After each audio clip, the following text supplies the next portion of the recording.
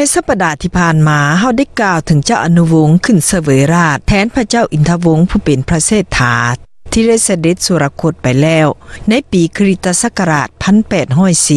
1804สมเด็จพระเจ้าอนุวงศ์สยเศรษฐาธิราชที่3นี้ทรงเป็นผู้มีพระปรีชาสามารถแก้วกล้าเป็นพิเศษพระองค์หนึ่งในบรรดาพระเจ้าแผ่นดินลาวล้านสร้างทั้งหลาย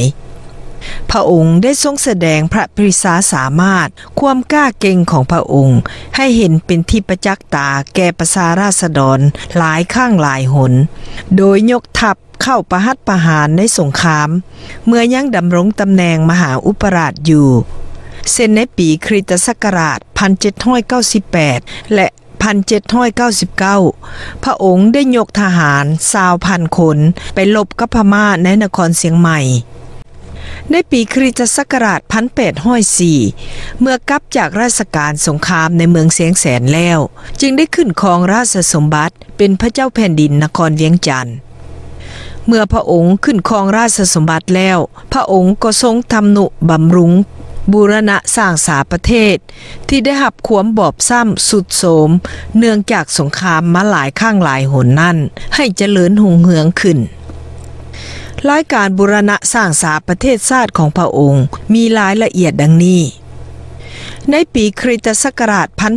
1807ได้ทรงสร้างพระราชวังที่ถูกทำลายในสมัยสงครามกับไทยสยามในนครเวียงจันทน์นั่นขึ้นคืนใหม่ในปีคริสตศักราช1808ได้สร้างวัดศรีบุญเฮืองขึ้นในเมืองหนองคาย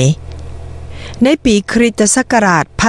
1812เมื่อเสด็จไปทำบุญฉลองพระธาตุพนมแล้วก็ได้สร้างขัวข้ามแม่น้ำคองอยู่ที่ท่าวัดสร้างเผือกบ้านศรีเชียงใหม่ในทุกวันนี้ในปีคริสตศักราช1816ได้เฮ็ดบุญฉลองหอพระแก้วและหอไตรในปีคริสตศักราช1816ได้ยกกำลังทัพไปปราบกบฏอ้ายเสียงสาเขียดโง่งเมืองจำปาสักที่ได้ตั้งตัวเป็นผู้วิเศษขึ้นในพวกข้าเมืองสารวันคำท้องใหญ่และเมืองอัตตปือพวกข้าที่เข้าเป็นพรรคพวกนั้นมีอยู่ประมาณ 8,000 คนได้ยกพรรคพวกเข้าไปตั้งที่มั่นอยู่ห่างจากนครจำปาสักไปประมาณ3 คืนทางเจ้าหมาน้อยเจ้านครจำปาสักเตรียมตัวสู้บ่ทัน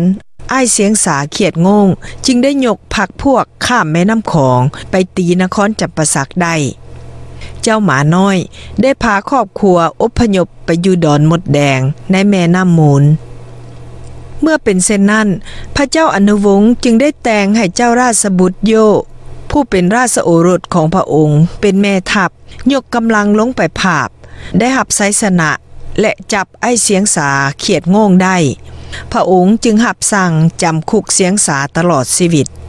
พระเจ้าอนุวงศ์หาตัวผู้มีความสามารถที่จะปกครองนครจำปาสักบ่ได้จึงมีพระราชอาญาให้เจ้าราชบุตรโยเป็นเจ้าของนครจำปาสักในปีคริสตศักราช1821